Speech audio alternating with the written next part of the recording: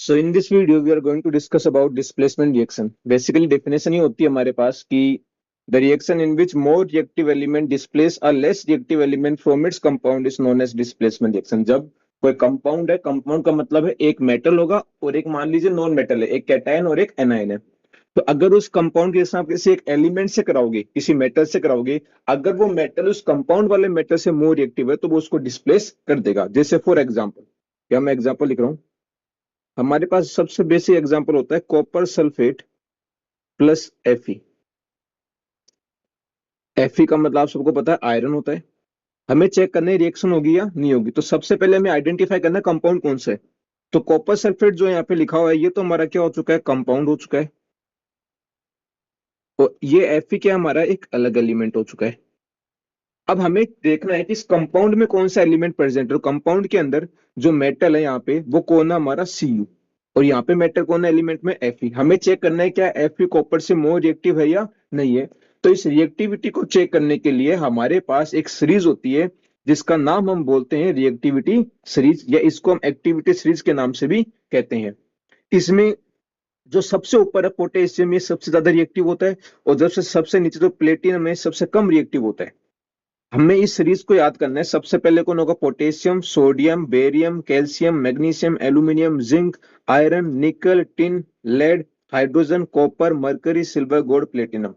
ये जो हाइड्रोजन है इससे ऊपर जितने भी मेटल्स होते हैं उनको हम बोलते हैं they are more reactive than hydrogen, और नीचे वाले को हम क्या बोलेंगे, लेस रिएक्टिव देन हाइड्रोजन।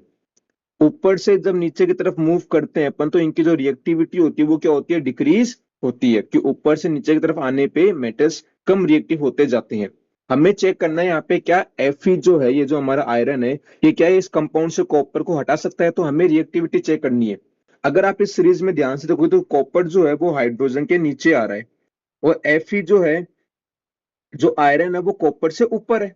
मतलब मोर रिएक्टिव कौन है, मोर रिएक्टिव हमारा यहाँ पे आयरन। तो आयरन क्या करेगा, यहाँ से कॉपर को हटा देगा और क्या बना लेगा, फेरस सल्फेट। तो ये रिएक्शन कुछ ऐसी हो जाएगी, FeSO4 प्लस Cu। अब देखो यहाँ पे जो इंपॉर्टेंट चीज है, हमें यहाँ पे स्टेट्स लिखनी है कि कौन एक्वस में कौन सॉलिड में। तो ध्यान रखना, डिस्प्लेसमेंट रिएक्शन के अंदर जो कंपाउंड होता है वो हमेशा किस फॉर्म में मिलेगा, एक्वस फॉर्म में, और ये मेटल हम लेते हैं सॉलिड फॉर्म में।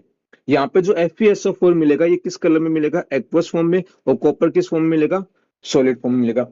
ये क्वेश्चन एक एक्टिविटी से बनता है। उस एक्टिविटी में हम क्या करते हैं, हमारे पास एक कंटेनर होता है, एक बीकर होगा, उसमें हमने कॉपर सल्फेट डाला। अब जो कॉपर सल्फेट हमने इसका एक्वस सॉल्यूशन मिलाया है, कॉपर सल्फेट का एक्वस सॉल्यूशन हमारे किस कलर का होता है, ब्लू कलर का होता है।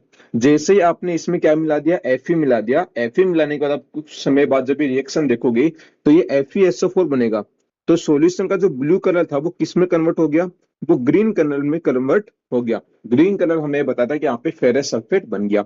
जो हमारी आयरन की जो नेल थी, जो आयरन की क्या थी, नेल थी, यहाँ पे हम इस सॉल्यूशन के अंदर आयरन की नेल कील को डिप करते हैं। तो जो आयरन की जो कील थी वो किस कलर की हो जाएगी, ब्राउन कलर की। क्यों होगी, क्योंकि जो कॉपर बना है, कॉपर किस कलर का होता है, ब्राउन कलर का। कॉपर की एक लेयर आके आयरन के कील के ऊपर आके डिपोजिट हो जाती है, तो जो आयरन होता है वो किस कलर का बनता है, यहाँ पे आयरन की जो नेल थी वो ब्राउन कलर की हो जाती है। सेकेंड रिएक्शन अगर मैं आपको बताऊं, यहाँ पे हमें सिर्फ प्रैक्टिस के लिए चाहिए कि मैंने ऐसे लिखा CuO plus H2, copper oxide plus hydrogen. हमें अब चेक करना है, ये तो हमारा कंपाउंड ये है एलिमेंट। हाइड्रोजन आपको पता है मेटल और नॉन मेटल दोनों की तरह बिहेव करता है। कॉपर से मोर रिएक्टिव कौन है, हाइड्रोजन। तो हाइड्रोजन क्या करेगा, ऐसे कॉपर को हटा देगा इस कंपाउंड से, क्या बना लेगा, हाइड्रोजन प्लस ऑक्सीजन बन जाएगा हमारा H2O प्लस में कॉपर। ये हम आगे पढ़ेंगे जब हम रेडॉक्स रिएक्शन करेंगे, उसके अंदर आता है केस। नेक्स्ट एग्जांपल अगर मैं यहाँ पे लिखूं, जैसे मैंने एक सिंपल सा एग्जाम लिखा, ZnCl2 zinc chloride plus Fe। मुझे चेक करना है क्या रिएक्शन होगी नहीं होगी। तो कंपाउंड के अंदर जो एलिमेंट है वो है जिंक मेटल जो है, और यहाँ पे कौन है, Fe। अगर आप रिएक्टिविटी सीरीज को देखोगे तो जो जिंक है वो आयरन से जस्ट ऊपर है, मतलब जिंक आयरन से मोर रिएक्टिव है। तो आयरन यहाँ से जिंक को हटा नहीं पाएगा, तो आप क्या बोलोगे, नो रिएक्शन। ये आयरन इतना ज्यादा रिएक्टिव नहीं है कि वो जिंक को डिस्प्लेस कर सके। नेक्स्ट एग्जाम्पल अगर मैं आपको दूं इसके अंदर, तो आप ये ले सकते हो एक सिंपल सा एग्जाम्पल, Al2O3 प्लस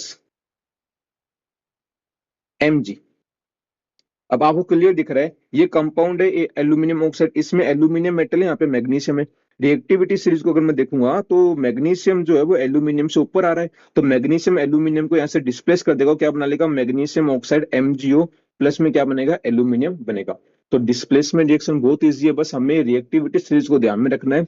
और अगर कोई एलिमेंट जैसे यहाँ पे हमने क्या Fe, ये Fe इस जिंक से क्या था, लेस रिएक्टिव था, तो ये रिएक्शन नहीं हो पाएगी।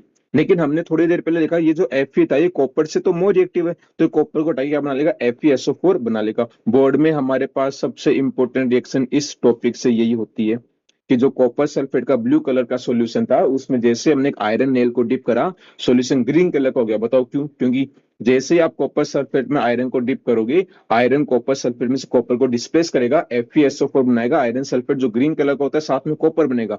या हम ये भी देखते हैं कि जो आयरन की जो नेल है उसके ऊपर एक ब्राउन कलर की लेयर जम जाती है, जो किसकी होती है, कॉपर मेटल की होती है। ये था डिस्प्लेसमेंट रिएक्शन 10th क्लास के अकॉर्डिंग।